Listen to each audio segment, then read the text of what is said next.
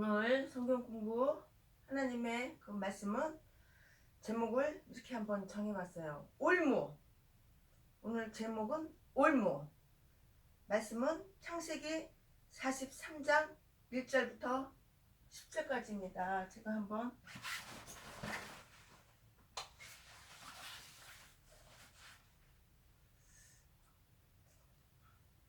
드리겠습니다. 창세기 43장 1절부터 10절까지.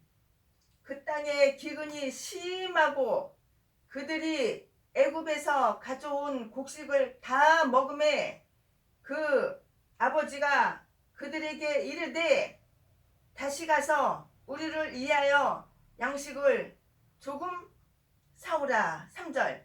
유다가 아버지에게 말하여 이르되 그 사람이 우리에게 엄히 경고하여 이르되 너희 아우가 너희와 함께 오지 아니하면 너희가 내 얼굴을 보지 못하리라 하였으니, 여기서 아우는 베냐민 막둥이를 가리키는 거예요. 4절.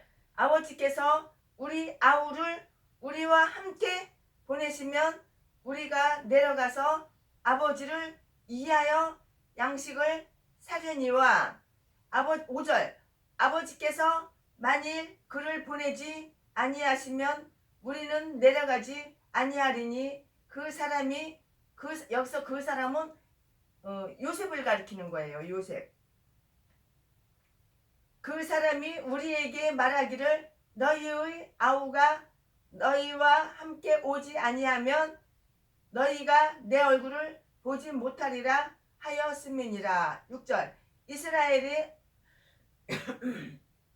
이르되 너희가 어찌하여 너희에게 또 다른 아우가 있다고 그 사람에게 말하여 나를 괴롭게 하였느냐. 7절.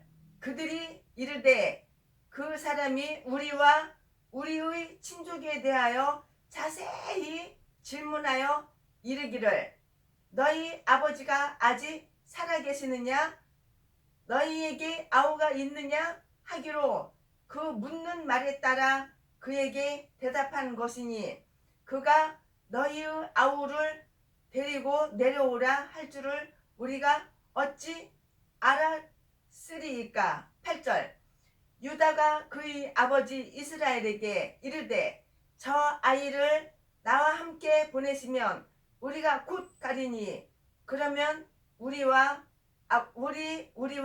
아버지와 우리 어린 아이들이 다 살고 죽지 아니하리이다. 9절.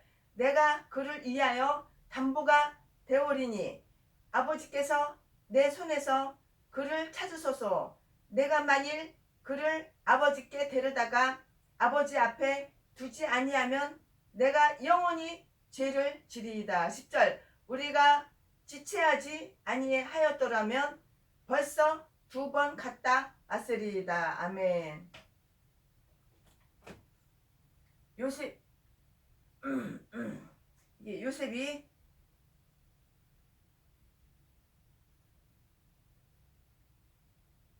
말한 거예요. 요셉이 말한 거, 그 요셉이 형제들이 기근이 심해서 곡식을 사러 갔다가 요셉이 베냐민을 데리고 와라. 베냐민을 데리고 와야지 내가 곡식을 너희들한테 팔지, 그렇지 않으면 안 판다고 그거 한 말이에요. 이게 사람은 인생길을 살면서 올무에 걸릴 때가 있어요. 근데 우연하게 올무에 걸린 것이 아니에요. 나의 과거, 내가 과거에 저질러 놓은 악한 행실, 악행, 그게 현재의 올무예요.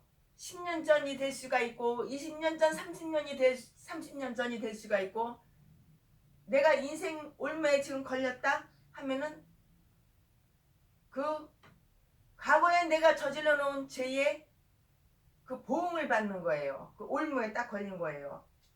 유다는 과거 요셉을 팔아 넘긴 전력이 있기에 아버지를 잘 설득해서 베냐민을 요셉에게 데려가려고 아버지 야곱을 이렇게 설득을 해요. 왜냐면은 요셉이 그렇게 말했잖아요.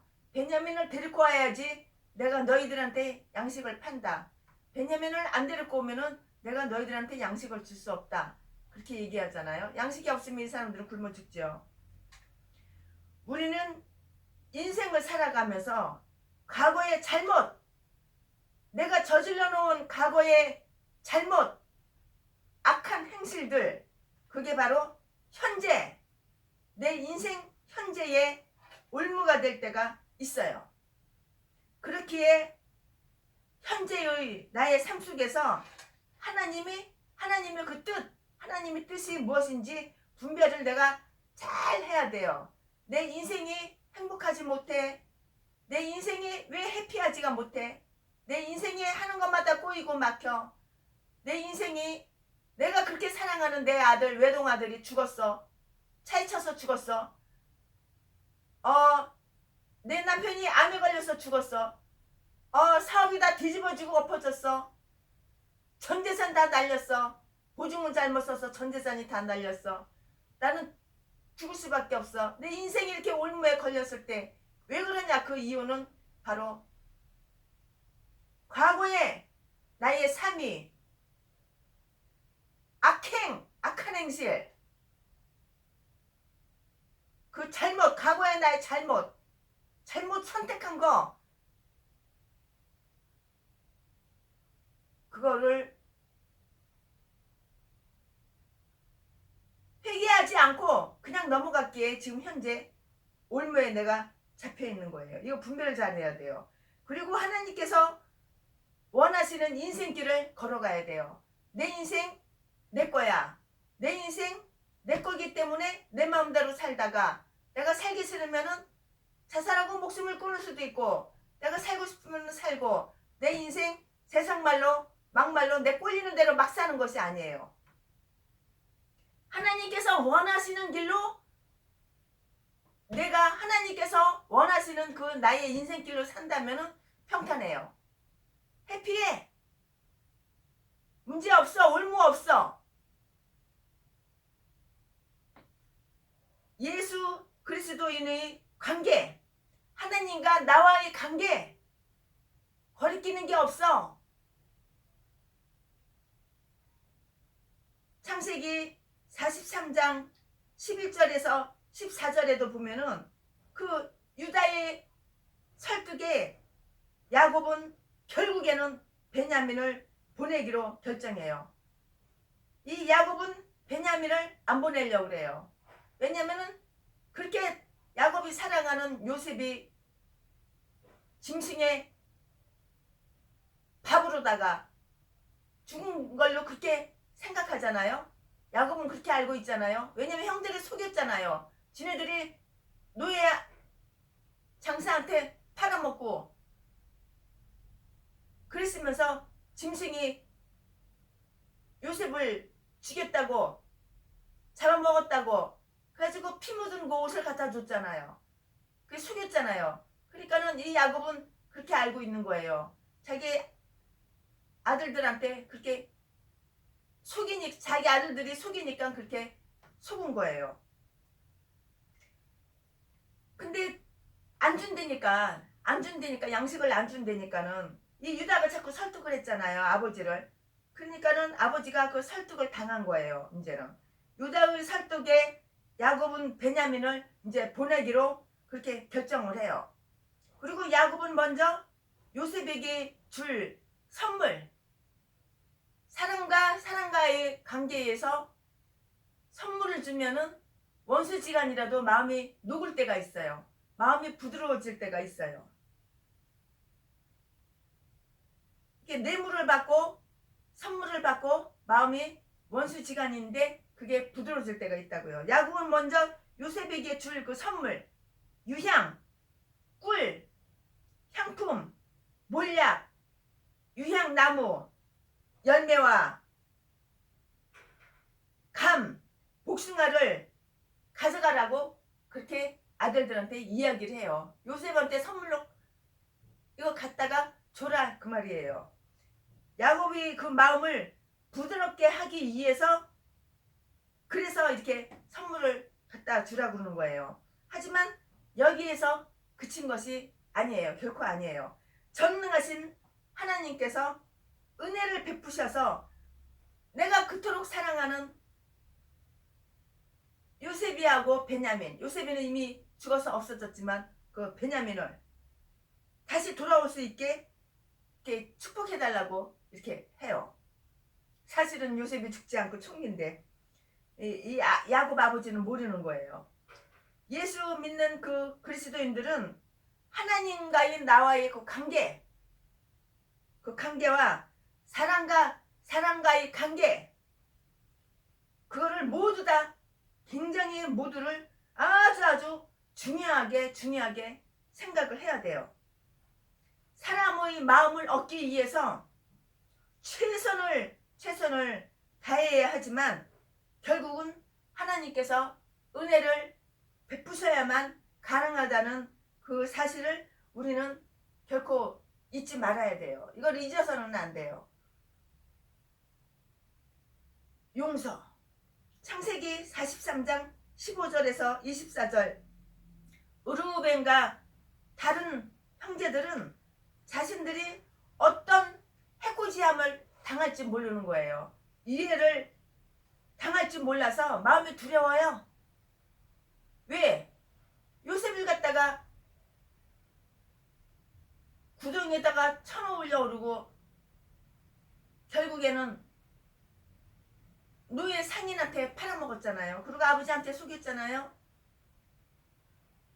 짐승이 요셉을 잡아먹었다고, 그래서 죽었다고 이렇게 속였잖아요. 그거를 보복을 당할까봐 두려운 가운데 있었지만 베냐민을 바라본 그 요셉은 복받쳐 오는 그 감정, 그 아픈 마음, 복받쳐 오는 그 마음을 참으면서 자신의 형제들과 함께 식사할 것을 요청을 해요. 자신을 팔아넘긴 형제들에 대해서 얼마든지 위협을 가할 수도 있어요. 얼마든지 복수를 할 수가 있어요. 저도 복수한 적이 있는데 옛날에 피아노 대리점을 했을 때예요. 제가 옛날에 영창, 삼익 이런 거 피아노 대리점을 한 적이 있어요. 사업을 한 적이 있어요. 한때. 그런데 이 직원이 피아노를 외상으로 제가 파는 거를 수금해가지고 지가 다 먹어친 거야. 그리고 내가 사장인데 나한테 그 피아노 파는 거 수금했다고 나한테 돈을 안 갖다 주는 거예요. 경리한테 갖다 줘야 되는데 경리한테 안 갖다 주고 그 돈을 다 빼돌리고 지가 다 먹어쳐버린 거야. 근데 그걸 제가 나중에 알았어요. 알고 그 돈 내놓으라고 그랬더니 나 여자 약해, 고아 출신이야, 아무도 없어. 그러니까는 나를 약보고 위협을 하고 돈을 안 내놓는 거예요. 그래가지고 제가 이 등치 큰 100kg 나가는 1m 80되는 이 남자를 내가 힘으로는 할 수가 없어서 그 당시에 살짝 수면제를 살짝 미겨서 잠재운 다음에 침대에다가 팔 다리를 끈으로 묶어가지고 야구방망이로 개패듯이 패고 제주도에서 서울로 도망 나온 적이 한 번 있어요. 근데 그 사람이 나중에는 이제 나한테 그 보복당하는 것이 두려워서 나중에는 나를 찾다 못 찾고 나중에는 포기하고 말하는데 그런 적이 있어요. 이렇게 복수를 할 수도 있다고요. 이렇게 자신을 팔아넘긴 형제들에 대해서 얼마든지 위협을 가할 수도 있고 복수를 할 수도 있어요. 저도 이렇게 복수한 적이 여러 번 있는데 지금은 복수를 안 해요. 예수 믿고 목사가 되고 나서 지금은 복수를 안 하고 지금은 제가 용서를 합니다. 지금은 용서를 해요. 복수를 안 한다고요. 용서를 하고 그 대신 하나님께서 손봐요. 하나님의 심판에 맡기는 거예요.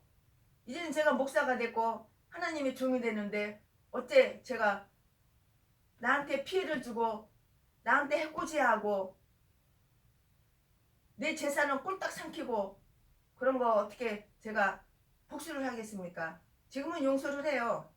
지금은 그때하고 지금하고는 제가 인생이 달라졌어요. 생각이 달라졌어요. 마음이 달라졌어요.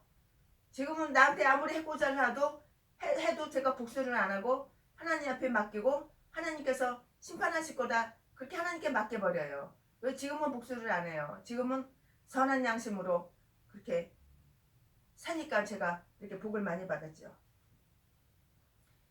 이 총리가 된 이 요셉이 얼마든지 자기 형제들을 위협을 가할 수도 있고 복수를 할 수도 있고 그 잘못을 형제들이 잘못하는 그 잘못을 그 상응하는 벌을 얼마든지 줄 수가 있는 위치에 있고 줄 수가 있지만 요셉은 결국에는 용서를 선택해요. 역시 하나님의 종하고 마귀의 종하고 세상 사람들하고 하나님의 사람하고는 이렇게 구분되어서 이렇게 사는 거예요. 요셉은 하나님의 사람이었기 때문에 용서를 선택을 해요. 용서는 가해자가 아니라 피해자라는 것이에요. 피해자가 용서를 하는 거지 가해자가 용서를 하는 것이 아니에요. 예수님 믿는 그 예수 그리스도인은 예수님의 그 가르침을 따라서 오른쪽 뺨을 맞을 때에 오른쪽 뺨을 때리면 오른쪽 뺨을 맞을 때에 왼쪽 뺨도 내밀 수 있는 그런 용기가 있어야 돼요. 그런 용기가 있어야 된다고요. 그래서 같이 식사하자고 형제들한테 우리 같이 식사하자고 이렇게 요셉이 요청한 것은 바로 그 식사가 그냥 배고파서 한 끼 먹는 식사가 아니고 화해의 그 식탁이었어요. 이 말씀은 창세기 43장 25절에서부터 33절 읽어보면 거기 다 나와요. 요셉은 형제들과 함께 한 자리에서 아버지 야곱의 그 안부를 묻게 돼요. 궁금하지요? 아버지가 살아계시는지 돌아가셨는지 건강하신지 편찮으신지 궁금하잖아요. 그리고 베냐민을 만난 그 요셉은 용서라는 그 선택을 한다고요. 용서는 가해자가 아니라 피해자가 하는 것이에요. 이 요셉은 피해자이잖아요. 요셉. 저도 제가 피아노 대리점을 했을 때 수금을 다 해가지고 그 돈 먹어치우고 날 속인 내가 사장인데 속인 그 사람을 지금 같았으면은 내가 피해자 용서를 할 텐데 그때는 제가 집사 시절이 아니라 잡사 시절 주일날도 교회 잘 안 나가고 제대로 안 나가고 성경도 한 달에 한 번도 안 읽고 잡사 세상 사람들하고 똑같이 구분되지 않고 세상 사람들하고 똑같이 살았던 그 잡사 시절이기 때문에 그렇게 복수를 한 거예요. 이 예수 믿는 그리스도인들은 예수님의 가르침을 따라서 오른쪽 뺨을 맞았을 때 왼쪽 뺨을 내밀 수 있는 용기가 있어야 된다고요. 요셉은 형제들과 함께 한 자리에서 아버지 그 야곱의 안부를 묻게 되잖아요. 물을 수밖에 없지요. 그리고 베냐민을 만난 요셉은 베냐민에게 하나님이 함께 하시기를 베냐민 하나밖에 없는 동생 배가 똑같은 동생 한 배에서 나온 동생 베냐민을 하나님께서 함께 하시기를 축복해요.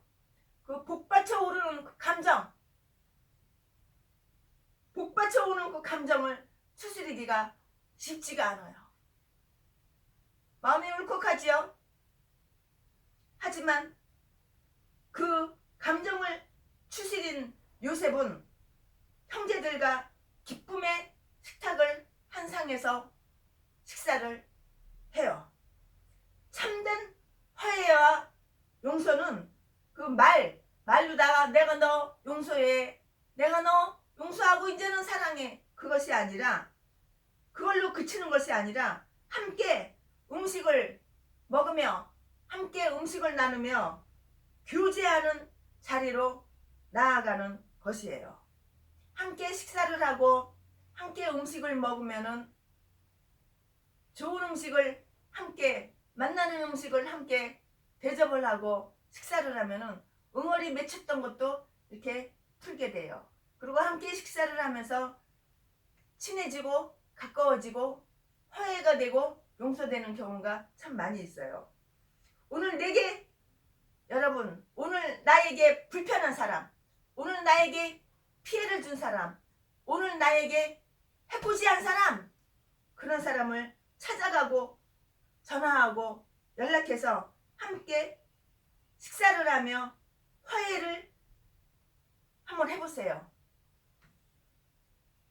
화해를 한번 청해보세요. 이기 속에 나타난 그 모습, 창세기 43장 1절에서 17절에 다 나와요. 식사를 마치고 요셉은 형들을 돌려보낼 때에 몰래 베냐민의 자루에다가 자기의 그 은잔을 넣도록 종들에게 이렇게 명령을 해요. 다른 형제들 자루에는 넣지를 않아요. 베냐민의 그 자루에다만 요셉의 은잔을 몰래 집어넣도록 이렇게 종들한테 명령을 했어요. 요셉이. 그리고 종들을 불러서 자기의 그 은잔을 가지고 있는 사람을 잡아오도록 그렇게 명령을 해요. 같이 식사를 했는데 은잔이 없어졌어. 누가 분명히 자루에다가 그 요셉 은잔을 자루에다가 몰래 숨겨서 은잔이 탐나서 그걸 훔쳐간 거야. 그래가지고 그 자루를 다 풀어보도록 해요. 이렇게 종한테 이렇게 명령을 하는 거예요. 요셉이. 근데 베냐민 자루에 그 요셉의 은잔이 은으로 된 그 잔이 딱하니 있는 거예요. 그래가지고 베냐민이 잡히게 됐어요. 베냐민이 잡히게 될 때에 다른 형제들이 어떻게 반응을 할지에 대한 요셉의 그 시험이에요. 시험. 요셉이 시험을 하는 거예요. 요셉 자신을 팔아넘겼던 그 다른 형제들이 어떻게 행동할지, 어떻게 행동이 나올지 그게 바로 보고 싶었던 거예요. 이 요셉은. 사람의 그 참모습은 언제 나오냐? 이기를 만날 때에 그 자신의 그 참모습이 그게 다 드러나게 되어 있어요. 이기를 만날 때에 정말 어렵고 너무너무 힘들고 너무너무 힘들어서 역경에 닥칠 때에 나는 어떠한 태도를 취하는지 한번 우리 각자 한번 생각해 보세요. 내가 올무에 걸렸을 때, 내가 엄청난 위기에 딱 걸렸을 때에 나는 어떤 것을 취하는가? 진심은 바로 다 이렇게 통하게 되어 있어요. 창세기 43장 18절에서 43절에 유다는 위기 속에서 베냐민을 구출하고자 최선을 다해요. 과거에 자기 잘못을 만회하기라도 하려는 것처럼 이렇게 요셉을 설득을 해요. 베냐민을 변호하기로 하고 아버지 야곱에 대해서 얘기하면서 베냐민이 돌아가지 않으면 안 되는 그 이유를 설명을 해요. 아버지가 베냐민을 꼭 데려오는 그 조건으로 베냐민을 보냈잖아요. 진심 어린 이 말은 결국 사람들의 그 마음을 움직이게 돼요. 믿음의 성도들은 위기 속에서도 진실하게 이렇게 대처해야만 돼요. 그러나 믿음의 성도가 아닌 하나님을 모르는 불신자들은 마귀가 써요. 마귀가 악한 생각을 집어넣고 악한 마음을 집어넣고 마음을 강팍하게 하고 나라를 피멍들게 하고 가정을 피멍들게 하고 사회를 피멍들게 하고 그렇게 악한 마귀가 써요. 쓴 다음에 다 쓰고 나서 버려요. 그래서 그게 바로 누구냐? 이번에 자살한 사람 박씨. 이번에 자살한 사람. 그렇게 마귀가 쓰는 거예요. 우리는 마귀한테 쓰임을 당하다가 버려져서 내가 지옥을 선택할 것이냐 아니면은 내가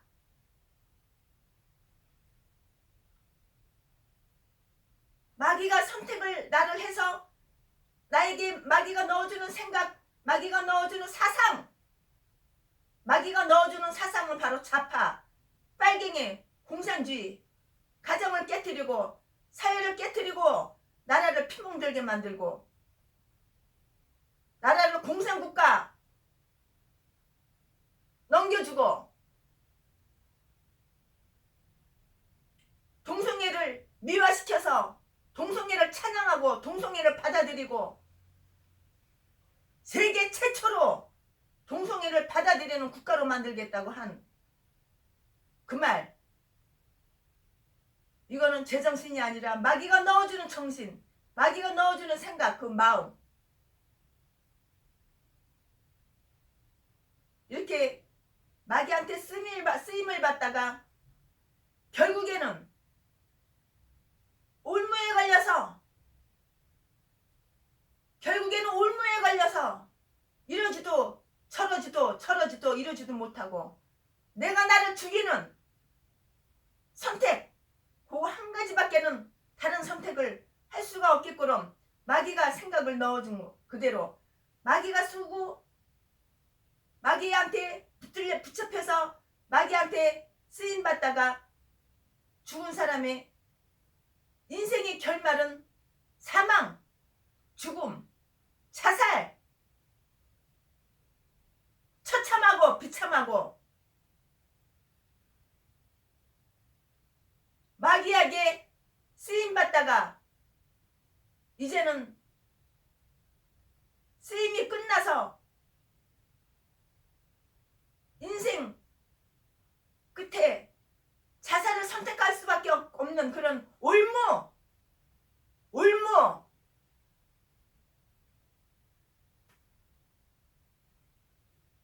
그래서 이번에 서울시장이 마귀한테 쓰임받다가 올무에 걸려서 선택이라고는 자살, 그거 한 가지밖에는 선택할 수 없는 거예요. 처참하고 이 좋은 세상에 선택할 수밖에 없는 거예요.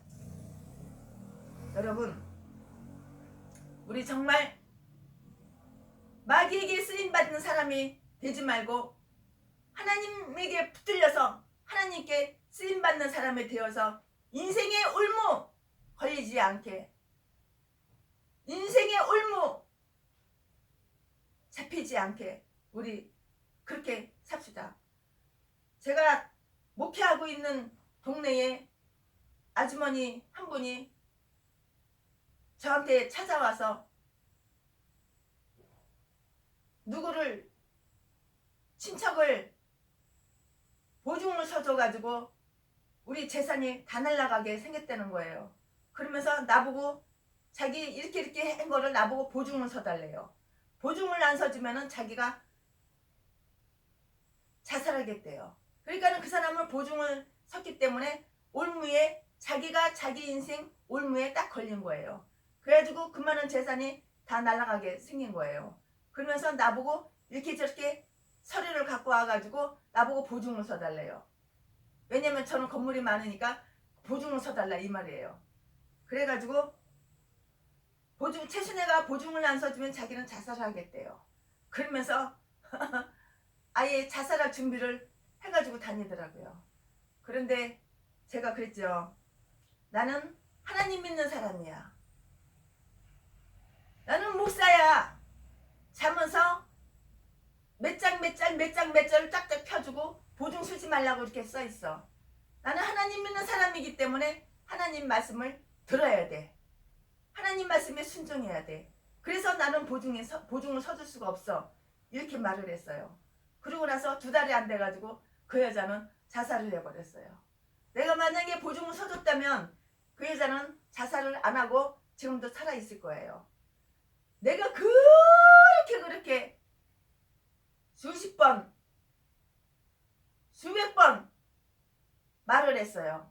예수님을 영접하라고. 그러면 올무에 걸리지 않는다고.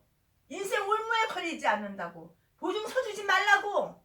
보증 서면 올무에 걸린다고. 보증 서주면은 그 친척이라도 보증 서주면은 올무에 걸리니까 절대 보증 서주지 말라고. 왜 인생 올무를 스스로 인생 올무 속에 왜 들어가냐고. 그렇게 얘기를 했는데 그 여자는 내 말을 듣지를 않아요. 하나님이 깨어 어디가 있어. 우리 친척 그 사람은 절대 그럴 사람이 아니야. 내가 그 사람을 믿어. 그리고 제 말을 듣지 않고 보증을 서준 거예요. 결국에는 자살했어요. 그 여자가 자살하니까 얼마 안 있어서 너무 슬프니까 그 딸도 같이 몸에 휘발유를 뿌리고 옥상이 갑자기 화난 거야. 그리고 그 형제들이 막 세숫대에다가 그냥 양동이에다가 그냥 막 물을 퍼가지고 옥상으로 올라가는 거야. 휘발유를 머리서부터 그냥 쫙 껴지고 나이타불로 몸에다가 불 지르고 죽어버린 거예요.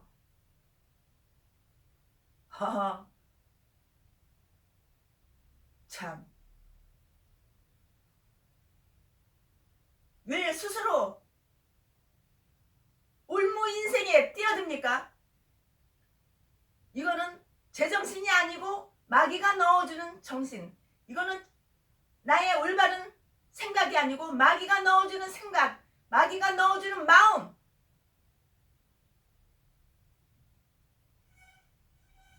예수님을 영접했으면은 우리가 성경 이거 66권 달달달달달 외운다고 해서 하나님 잘 믿는 거 아니요. 40일 금식기도 1000번 만번 한다고 해서 하나님 잘 믿는 거 아니요. 우리는 이 말씀을 지키고 행하고 이 계명대로 이 말씀대로